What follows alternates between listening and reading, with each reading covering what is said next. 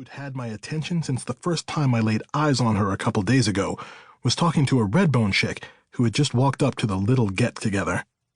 I watched as she smiled that beautiful smile of hers and hugged the girl tightly around her neck. She took the gift bag from the girl's hand and placed it on the table before pulling her over to the tree where the other 3 women she rolled with were standing. "Hey, pass me that folder out of the glove compartment," I advised Ant as I looked at a text on my phone, ignoring his last comment. Once he handed it over to me, I opened it up and passed him 3 of the 4 pictures that were paperclipped to the top. "I need you to study each and every one of their faces. In the next few weeks, I want you to find out everything there is to know about each of them, where they work, what type of car they drive, the brand of maxi pads they wear when it's that time of the month. I want to know who they're related to, who they're associated with, and who they're fucking, even if it's off and on.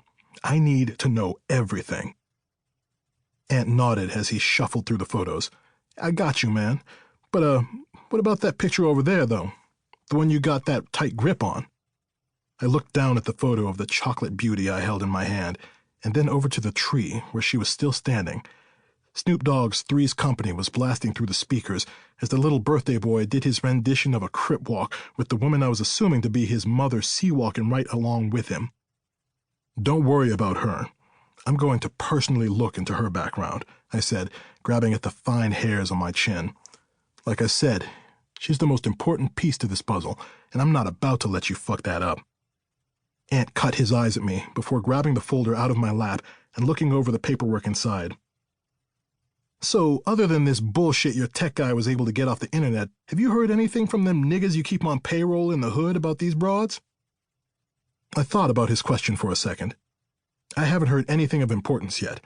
However, this one right here," I grabbed the picture of the Carrie Hilson lookalike. "Her nigga is someone we have crossed paths with before." Ant squinted his eyes at the photo, trying to see if he could place her face somewhere. He shook his head.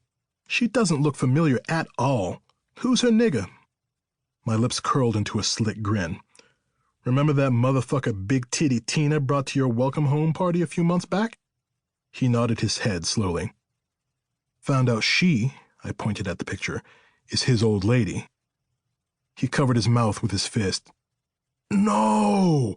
I know he ain't fucking around on her fine ass with Tina, big ass." I shook my head and laughed. "Hey, don't do my homie Tina like that. You know she be pulling these dummies left and right.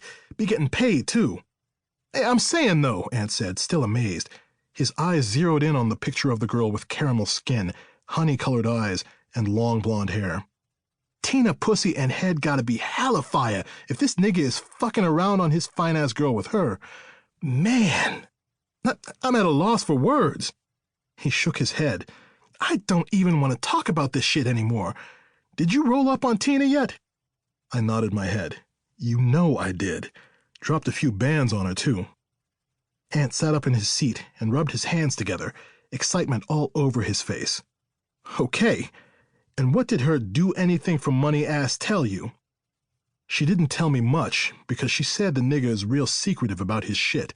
However," I licked my lips, "she did tell me a little something that I think will get you started in the right direction when looking into old girl."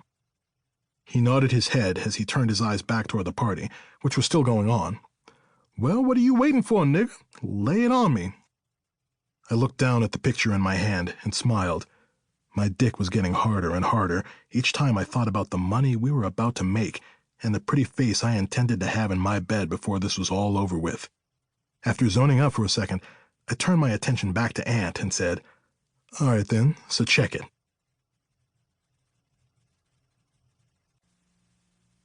Chapter 1. Lucinda Lucci Adams. I get high, high, high every day. I get high, high, high every night. I get high, high, high all the time. High.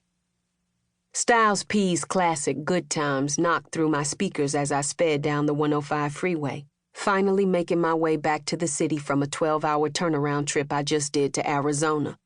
I'd been up for the last 24 hours doing what I did best, making that money. Now, normally I wouldn't make a run like this because my man Stax and I had a whole army of workers under us who got paid to do it. But when the